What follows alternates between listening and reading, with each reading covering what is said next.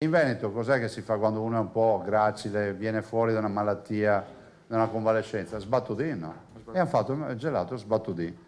Direttamente dal libro delle ricette della nonna e dai ricordi d'infanzia di migliaia di veneti, l'uovo sbattuto con zucchero e marsala per i più fortunati diventa lo sbattutin, la ricetta dei gelatai veneti.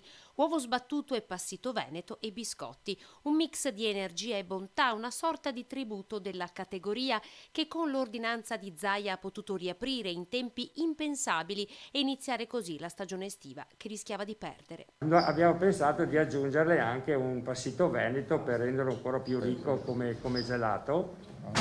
E, sì, l'abbiamo arricchito con dei biscotti. Abbiamo pensato di fare tutto con prodotti originali del Veneto, per dare la ricrescita, grazie al Presidente che è stato quello che ci ha dato l'opportunità di aprire come Veneto le gelaterie, prima di tutto, come diceva prima, da asporto e poi con la consegna dalla gelateria.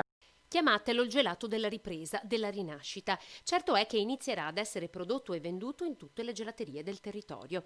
4 maestri in rappresentanza: Stefano Buosi, Fausto Bortolot, Renzo Ongaro, Paolo Garn, oggi ospiti del punto stampa di Zaia. Ricotta e marmellata di fichi invece per il gelato del presidente. Durante la diretta oggi è stato presentato anche il giovane Mattia, 12 anni, vicentino, che con 55 bottiglie di latte ha dato vita a questa mucca rigorosamente con la mascherina, plastica e cartone colorati, e la sorpresa della mucca che invece del latte porta il contributo dei suoi piccoli giovani creatori. Quasi a sorpresa.